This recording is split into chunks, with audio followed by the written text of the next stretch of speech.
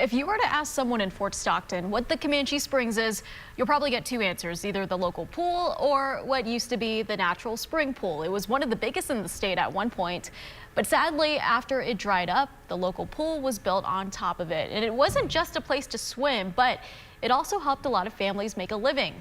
And now the folks there are hoping they can make those old memories new again. When you drive by Fort Stockton, it's hard to miss the big sign that welcomes you. Historic Fort Stockton has a little backstory to why it has its name, but you'd be surprised that this was once called Spring City. And you can thank the Comanche Springs for that, but I'm not talking about this local pool.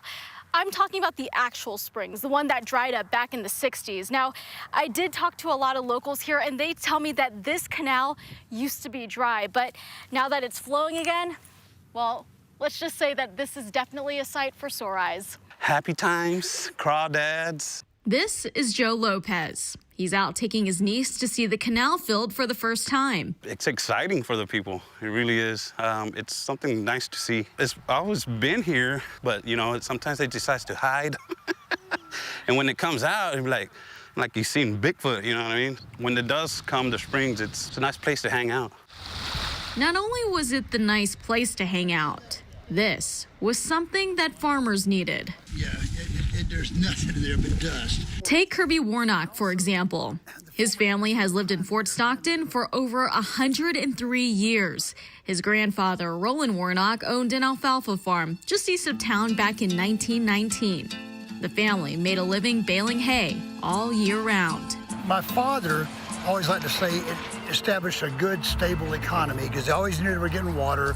They could always count on crops every year, and they always had a sale source for them. Ranchers bought the hay.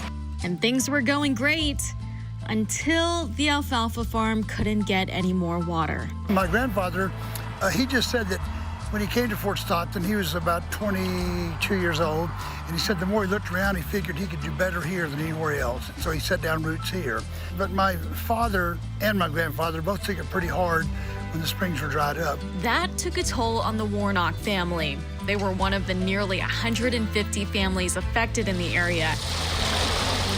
Once the springs dried up, so did their alfalfa farm, which later turned to mesquite. The family lost their way of making a living. When the springs first returned back in 1986, we drove my dad down by the road up here where the Comanche Creek was going under there, and he was telling my brother and I about the big flocks of birds that used to come in here every year, migratory waterfowl, because the creek was here. To see flocks of mallard ducks in Fort Stockton is pretty amazing, but my dad was really touched by that. And to see that happen and see how much it affected my father, and then just to think of the possibilities again, you know, of what if we had big flocks of ducks coming back in here.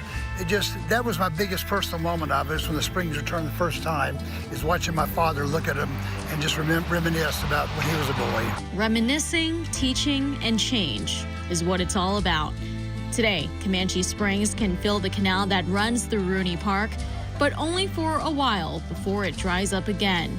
But when water does flow here, it's the chance for folks like Kirby to share stories of Comanche Springs to the next generation. Also, for adults and kids alike to see for themselves of what Fort Stockton used to be. Jolena Okazaki, News West 9. There are several groups right now that are working to hopefully bring Comanche Springs back to how it used to be. So stay tuned tomorrow on Sunrise for part 2. We're going to look into why the springs dried up in the first place and how these groups are trying to make it flow year round. But this weekend you can join them for Springs Fest, which is a celebration of the Comanche Springs flowing again. It's this Saturday from 2 to 5:30 p.m. at the Annie Riggs Museum.